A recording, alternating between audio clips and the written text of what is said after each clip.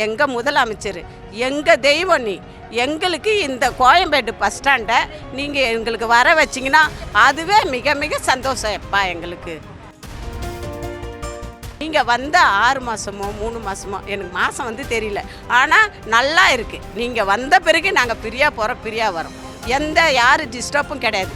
இதே மாரி நீங்கள் எல்லாம் பண்ணிங்கன்னா எங்கள் கோரிக்கையெல்லாம் நீங்கள் நிறைவேற்றுனீங்கன்னா அடுத்த சிஎம்மும் நீங்கள் தான் சாமி.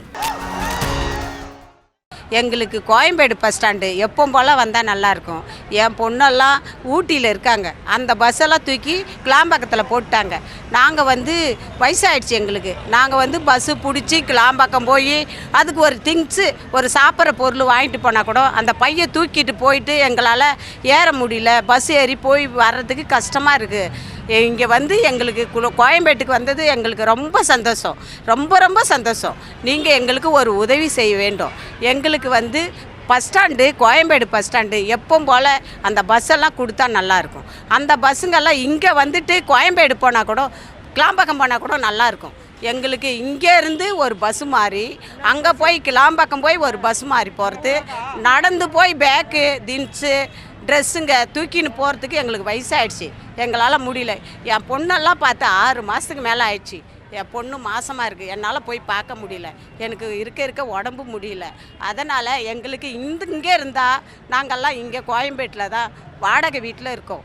இங்கேருந்து ஒரு குழந்தை போய் ஒரு பொண்ணை போய் பார்க்கணுன்னா ஈஸியாக நாங்கள் போய் பார்த்துருவோம். அப்படி தான் இருந்தோம். இப்போ கிளாம்பாக்கம் போனதுலேருந்து எங்களுக்கு ஒரு பெத்த பொண்ணை கூட போய் பார்க்க முடியல. சாமி, நீ எங்களுக்கு எங்கள் முதலமைச்சர் எங்கள் தெய்வம் நீ எங்களுக்கு இந்த கோயம்பேடு பஸ் ஸ்டாண்டை நீங்கள் எங்களுக்கு வர வச்சிங்கன்னா அதுவே மிக மிக சந்தோஷம் எப்பா எங்களுக்கு.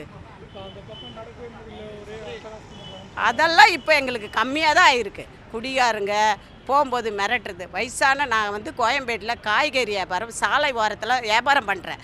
நானே போகும்போது என் பின்னாடி எத்தனை தடவை ஒரு பையன் பையன் சின்ன பையன் என்னை தெத்தினே வந்திருக்கான்.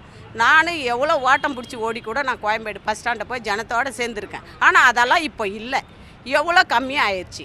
நாங்கள்லாம் இப்போ ஃப்ரீயாக தான் போகிறோம், ஃப்ரீயாக வரோம். நீங்கள் 6 மாதமோ 3 மாதமோ எனக்கு மாதம் தெரியல, ஆனால் நல்லா இருக்குது. நீங்கள் வந்த பிறகு நாங்கள் ஃப்ரீயாக போகிறோம், ஃப்ரீயாக வரோம், யார் டிஸ்டர்பும் கிடையாது. இதே மாரி நீங்கள் எல்லாம் பண்ணிங்கன்னா எங்கள் கோரிக்கையெல்லாம் நீங்கள் நிறைவேற்றுனீங்கன்னா அடுத்த சிஎம்மும் நீங்கள் தான் சாமி.